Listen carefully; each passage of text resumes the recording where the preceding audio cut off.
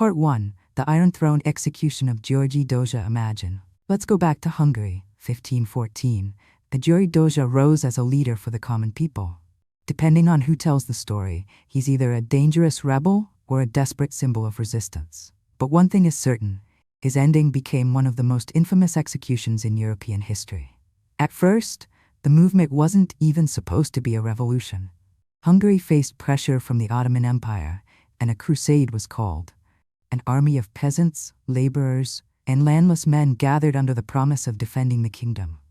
Thousands showed up with hope, anger, and belief that they were finally part of something bigger than survival. But then, reality hit like a fist. The peasant army waited and waited. They weren't supplied properly. Food was scarce. Equipment was lacking. Orders shifted. The nobles who supported the idea at first began to panic, because a huge armed crowd of poor people is only useful until it becomes inconvenient. When the leaders tried to break up the army and send everyone home, the men who had already sacrificed everything felt betrayed. And that betrayal became the spark. Instead of marching to fight an external enemy, the movement turned inward. The anger that had been held back for years exploded across the countryside. Local noble estates were attacked, castles were seized. Some accounts describe brutal violence on both sides, because once a rebellion turns into a national fire, it stops being clean and becomes rage, revenge, and survival. For a short time, the uprising had momentum. Dózsa's forces won early clashes and expanded. To the nobility, it looked like the unthinkable was happening. The people at the bottom of society were acting like they had power. But rebellions need more than fury. They need strategy, supply lines, and trained leadership. Against professional noble armies, the peasant forces eventually began to collapse. The counterattack was led by the aristocratic power structure, and as the rebellion weakened, punishment became the goal, not just victory. They didn't want to simply defeat Dózsa. They wanted to make sure no one ever tried again. Dózsa was captured, and what came next wasn't justice. It was theater. The nobles decided to mock him with the very symbols he was accused of chasing: a throne and a crown. They built a chair of iron, then heated it until it was glowing red, like a piece of metal pulled straight from a forge.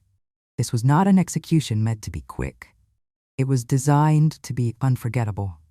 Dózsa was forced onto that burning seat, and as his body made contact, the pain would have been instant. Skin, muscle, everything reacting to heat that the human body cannot survive.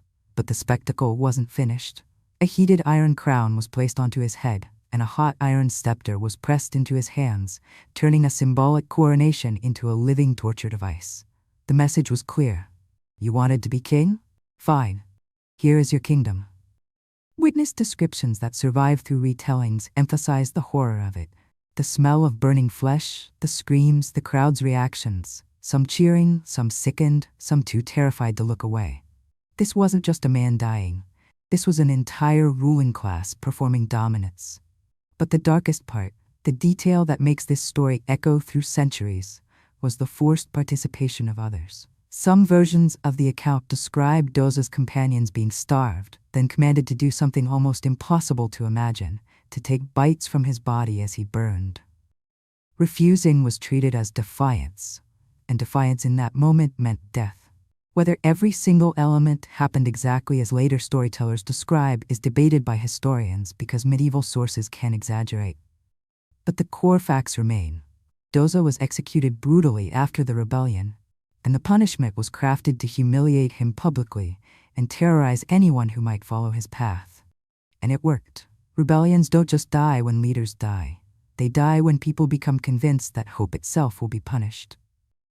The Iron Throne execution became a warning carved into collective memory. The system would rather burn you alive than let you inspire others. Part 2. William Wallace. The execution meant to break a nation. Some people die because they lose a battle. Others die because someone in power decides their existence is too dangerous. William Wallace wasn't executed to punish a crime. He was executed to erase a symbol. And the method chosen wasn't meant to be fast. It was designed to be seen, remembered, and repeated as a warning. This is what happens when you dream of freedom. To understand why his death became legendary, you have to understand what Wallace represented. Scotland in the late 1200s and early 1300s was fighting for survival, caught in the shadow of England's expanding control. Wallace rose as a military leader and rallying figure, famous for turning desperation into resistance. He helped lead Scottish forces in key victories, and the name Wallace began to mean more than one man. It became a banner people could stand under. That's exactly why England wanted him destroyed. By 1305, Wallace had been captured. He was taken to London, not to negotiate, not to settle terms, but to be made into a public lesson. The trial, in modern eyes, reads like theater because the outcome was never in doubt. He was accused of treason, among other charges like robbery and murder. Wallace's defense was simple and devastating. How can I be guilty of treason to a king I never swore allegiance to? But the court wasn't there to debate logic. King Edward I wanted a legal stamp that turned an execution into a justified act of the state. On August 23, 1305, Wallace was sentenced to the most feared punishment in English law for traitors, one built around humiliation, pain, and spectacle. First came the public degradation. Wallace was stripped and restrained, then tied and dragged through London's streets toward the place of execution. This wasn't transportation. It was a parade of cruelty. The goal was to show the crowd a defeated hero, reduced to an object. People gathered. Some jeered. Some threw debris. Others watched in uneasy silence, because in a city controlled by the crown, sympathy could be dangerous.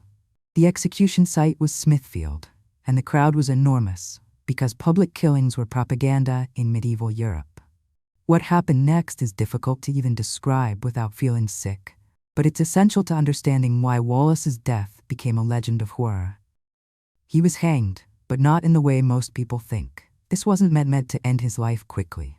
He was suspended until he was close to death, until his body was failing, until he hovered at the edge of unconsciousness. Then they cut him down. That moment is one of the cruelest parts because it tells you everything about the intention. The state didn't want him dead yet. It wanted him aware. Next came mutilation, meant to destroy dignity as well as the body. Historical accounts describe the brutal ritual of disembowelment and removal of organs while the victim was still alive. An act so extreme it served as a kind of medieval announcement that the condemned was beyond human status in the eyes of the law. His internal organs were then burned in front of him. This wasn't only physical suffering, it was psychological warfare, forcing a man to witness his own destruction while the crowd watched. And then came the final steps. Wallace was beheaded, and his body was quartered, cut into 4 parts. These pieces were not treated as remains deserving burial. They were treated like signage. The crown sent parts of his body to different regions, north, south, east, west, so that Scotland and England alike would see the message. Resistance will be disassembled, literally. His head was preserved and displayed on London Bridge, coated to slow decay, mounted on a spike above the river, right where thousands would pass. Every traveler, every merchant, every visitor would look up and see what the king wanted them to see. Not a martyr, but a warning. But here's what the crown didn't understand. Terror doesn't always erase an idea. Sometimes it cements it. Instead of breaking Scotland's spirit, Wallace's execution helped turn him into something larger than life. He became a symbol of sacrifice and defiance. Proof that the struggle was real and the enemy was ruthless. Centuries later, monuments were raised in his honor, and his story became woven into Scotland's national identity. The point of the execution had been to make people forget him, yet history made him impossible to ignore. So Wallace's killers got what they wanted in the moment: a public death, a crowd, a warning. But they lost the long game, because they created a martyr. And in part 3, we'll meet someone who wasn't executed as a rebel at all, but as a captured emperor, humiliated, tormented, and allegedly killed in a way so grotesque it became a legend of revenge: the fall of Roman Emperor Valerian. Part 3. Emperor Valerian, from Rome's throne to a captive's nightmare. Imagine being the most powerful man in an empire, your name on coins, your orders shaping armies, then waking up one day as a living trophy for your enemy. Not executed in a clean, ceremonial way, but kept alive long enough to be used, humiliated, and turned into a warning. This is the story of Roman Emperor Valerian, and it might be the most brutal fall from power ever recorded. Valerian ruled Rome in the mid-3rd century, a period historians often describe as a nightmare for the empire. Plague, rebellions, economic instability, borders under pressure, Rome was still enormous, but it was bleeding from everywhere at once. And in the east, one threat kept growing louder: the Sasanian Empire, led by Shapur I, a king who wasn't impressed by Rome's reputation. Shapur's forces repeatedly pushed into Roman territory. Valerian, as emperor, couldn't afford to look weak.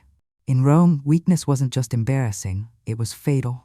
So Valerian did what emperors were expected to do. He went to the front lines himself, aiming to crush the eastern threat and restore fear in Rome's name. In 260 CE, Valerian led a major campaign toward the city of Edessa in modern-day Turkey. On paper, it could have been his triumph. But the reality was harsher. Disease had weakened Roman troops, supply problems haunted the campaign, and Shapur's army was disciplined, experienced, and ready. Then came the moment that rewrote history. Valerian wasn't just defeated, he was captured alive. That single detail is what makes this story so infamous. Roman emperors were supposed to die like emperors, in battle, by assassination, or by their own hand if necessary. Capture was unthinkable. Valerian became the first Roman emperor known to have been taken prisoner by a foreign ruler. For Rome, it was a humiliation on a civilizational level, and for Shapur, it was an opportunity. Sources, especially later Roman accounts, describe Valerian being treated not like a respected captive, but like a tool for psychological warfare. The most repeated image is terrifying in its simplicity. Valerian forced to kneel while Shapur used him as a human footstool to mount his horse. Whether every single time happened exactly like that is debated, but the story spread for a reason. It captured the ultimate reversal. Rome's ruler reduced to furniture. And it didn't stop there. What happened to Valerian afterward becomes darker and also more complicated because different sources tell different versions. Some Roman writers portray Shapur as an almost cartoonish villain, which raises the possibility of propaganda and exaggeration. Meanwhile, Persian sources depict Shapur as a victorious king, but don't always confirm the most grotesque details. Still, multiple traditions agree on the core. Valerian's captivity was intentionally degrading, and his end was not gentle. One infamous version claims Valerian was executed by having molten metal, often described as gold, poured into his mouth. The symbolism is obvious. Rome's emperor, destroyed by the very greed and pride kings are accused of carrying. Another version says he was killed and then skinned, his hide treated as a display object. Yet another tradition suggests he simply died in captivity after prolonged hardship, and later storytellers added more horror to match the scale of the humiliation. So what's the truth? We can't verify every detail with certainty, and responsible historians will tell you that the most extreme claims may be moral storytelling, Rome trying to explain its shame by painting the enemy as monstrous. But even if you remove the legendary layers, what remains is still chilling.